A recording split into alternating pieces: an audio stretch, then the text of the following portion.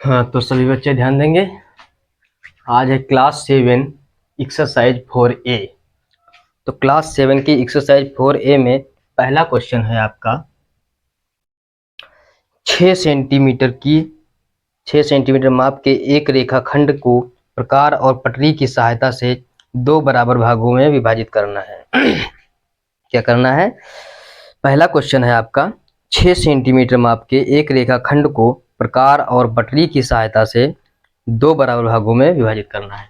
तो सबसे पहले आपको क्या करना है, एक स्केल ले लेनी है, पटरी ले लेनी है और उसमें माप के आपको 6 सेंटीमीटर की एक रेखा खींच लेनी है। 6 सेंटीमीटर 6 सेंटीमीटर की एक रेखा खींच लेनी है। फिर क्या करना है, इसको दो बराबर भागों में आपको बांटना है।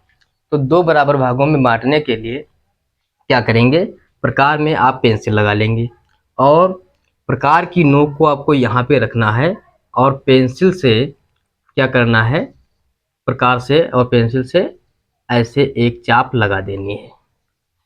फिर क्या करना है कि यहीं पे प्रकार की नोक रखे रहना है और इधर भी एक चाप लगा देनी है। फिर उसके बाद क्या करना है कि यहाँ पे प्रकार की नोक रखनी है और एक ऐसे चाप लगा देनी है और यहीं से एक चाप ऐसे आपको लगा देनी है। फिर क्या करना है, पट्टी लेना है और इस बिंदु तक आपको एक रेखा खींच देनी है। तो ये क्या करेगी, आपकी ए और बी रेखा को दो बराबर भागों में विभाजित कर देगी। तो इतना ही आपका पहला क्वेश्चन था। तो पहला क्वेश्चन समझ गए होंगे। सबसे पहले एक रेखा ए बी 6 सेंटीमीटर खींच लेनी है। फिर क्या करना है कि प्रकार में पेंसिल लगाने के बाद यहाँ से आधे से ज़्यादा दूरी आपको प्रकार में भर लेनी है और आधे से ज़्यादा दूरी भरने के बाद यहाँ से आपको एक चाप लगा देनी है ऐसे और एक चाप लगा देनी है ऐसे। फिर क्या करना है, यहाँ पे प्रकार की नोक रखनी है और एक चाप लगा देनी है ऐसे और एक चाप ऐसे लगा देनी है। फिर क्या करना है, आपको पटरी लेनी है और यहाँ से यहाँ तक आपको एक रेखा खींच देनी है जो ए और बी को, ए बी रेखा को दो बराबर भागों में विभाजित कर देगी। उसके बाद दूसरा क्वेश्चन देख लेते हैं 4A का।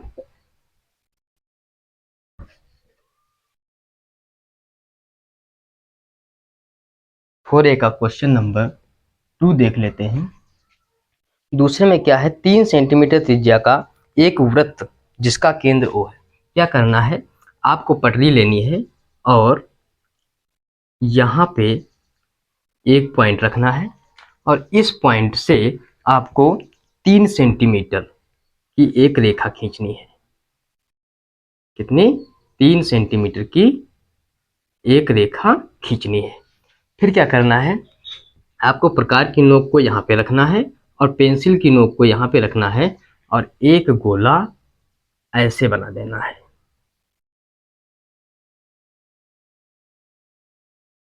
ठीक है, ये आपका बन गया एक वृत्त जिसका केंद्र, मतलब जहां से आपने प्रकार रखा था उसको O बिंदु मान लेना है।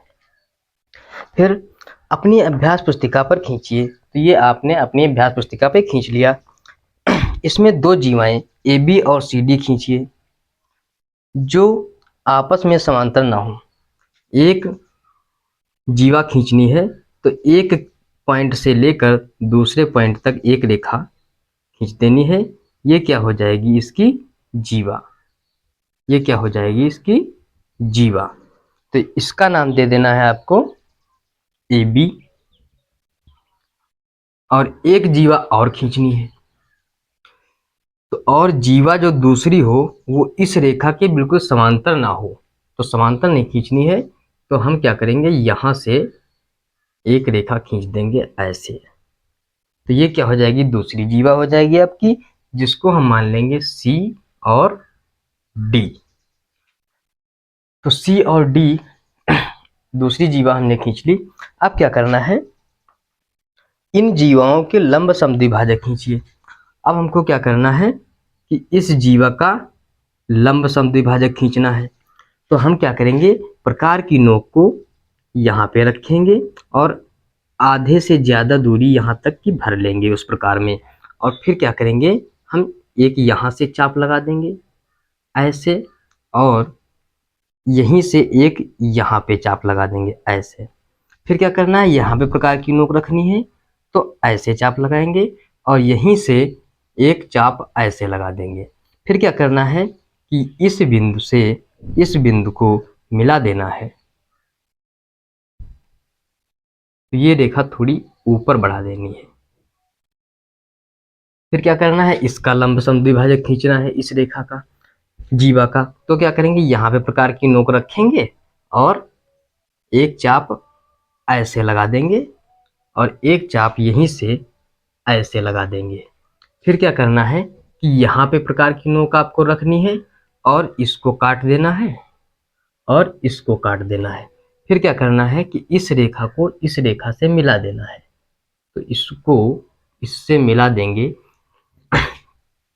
अब क्या हुआ, ये इसका लंब समद्विभाजक हो गया। ये दोनों समद्विभाजक किस बिंदु पर काटेंगे, तो ये लंब समद्विभाजक और ये लंब समद्विभाजक किस बिंदु पे काटेंगे, ये आपने माना था केंद्र O और यहीं पे दोनों रेखाएं काट रही हैं। तो हम क्या लिखेंगे कि दोनों समद्विभाजक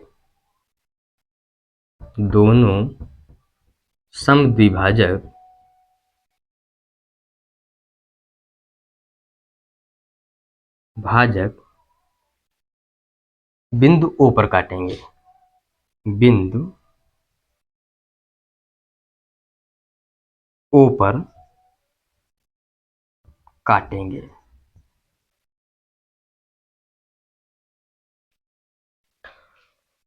तो ये आपका दूसरा क्वेश्चन हो गया है। इसके बाद तीसरा क्वेश्चन देखते हैं।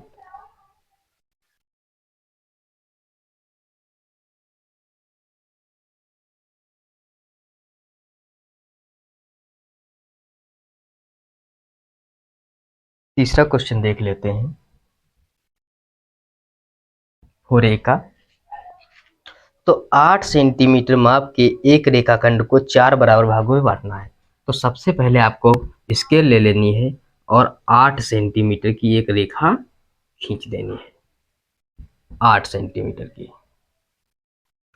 फिर क्या करना है, इसको 4 बराबर भागों में बांटना है।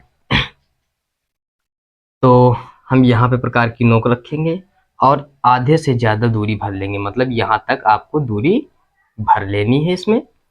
फिर क्या करना है कि यहाँ पे प्रकार की नोक को रख के आपको ऐसे चाप लगानी है और इधर ऐसे चाप लगानी है। फिर यहाँ पे प्रकार की नोक रखनी है और इधर ऐसे काट देना है चाप और इधर ऐसे काट देना है। फिर क्या करना है कि जो बिंदु यहाँ पे कटा था और जो बिंदु यहाँ पे कटा था उसको हमको मिला देना है। तो ये क्या हुआ कि इस रेखा को 2 बराबर भागों में इसने बांट दिया, लेकिन हमको 4 बराबर भागों में बांटना था। तो अब हम क्या करेंगे, प्रकार की नोक को यहाँ पे रखेंगे और अब हमको केवल इतनी रेखा देखनी है, इतनी रेखा।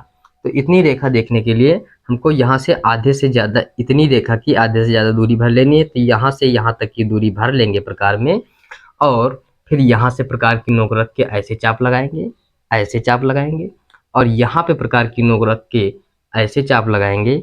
इस तरह से चाप लगा के इसको भी मिला देंगे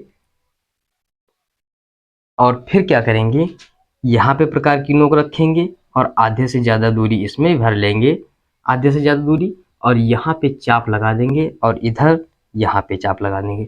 फिर यहाँ पे प्रकार की नोक रखेंगे लास्ट में और इधर चाप लगा देंगे, इधर लगा देंगे। फिर क्या करेंगे, इसको मिला देंगे। तो ये क्या हो जाएगी, आपकी 4 भागों में ये रेखा बट गई। एक तो रेखा ये हो गई, एक ये हो गई, एक ये हो गई, एक ये हो गई। तो 8 को आपको 4 बराबर भागों में बांटना था, तो ये 2 हो जाएगी सेंटीमीटर, और ये 2 सेंटीमीटर की हो जाएगी, और ये भी 2 सेंटीमीटर की हो जाएगी, और ये भी 2 सेंटीमीटर की रेखा हो जाएगी। तो ये भी समझ में आ गया होगा आप लोगों की। इसके बाद हम चौथा क्वेश्चन देखते हैं। ए का।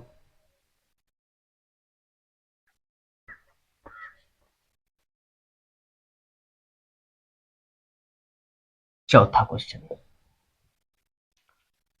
तो चौथा क्वेश्चन देखते हैं। प्रकार की सहायता से 4 सेंटीमीटर त्रिज्या का, तो चौथे क्वेश्चन में है प्रकार की सहायता से 4 सेंटीमीटर त्रिज्या का एक वृत्त खींचना है। तो क्या करना है, 4 सेंटीमीटर की एक रेखा खींच लेनी है, 4 सेंटीमीटर की, यहाँ से यहाँ तक। फिर क्या करना है, प्रकार में ये पूरी दूरी यहाँ तक भर लेनी है। फिर यहाँ से प्रकार की नोक रखनी है और यहाँ पे पेंसिल की नोक रख के एक गोला आपको बना देना है। उसके बाद वृत्त पर एक जीवा खींचनी है।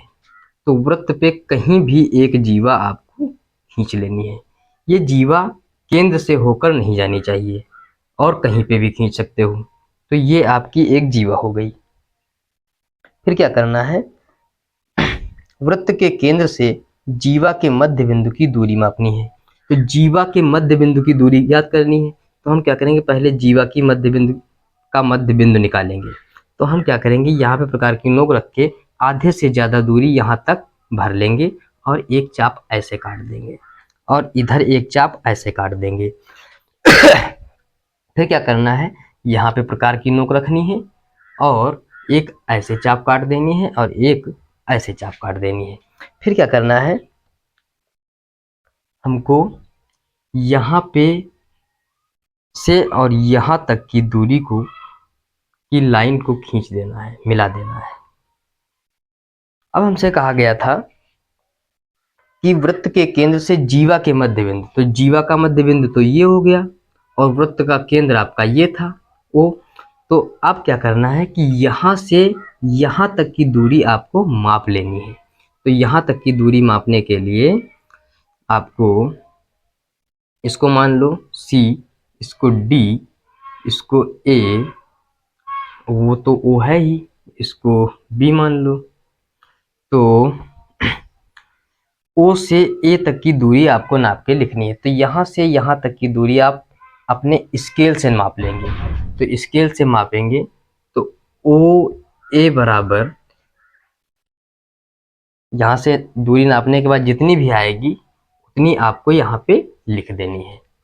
तो हमारे हिसाब से 3 आई होगी, तो 3 सेंटीमीटर दूरी ये आपको नाप के लिख देना है। इसके बाद 5 नंबर क्वेश्चन है, उसको देख लेते हैं।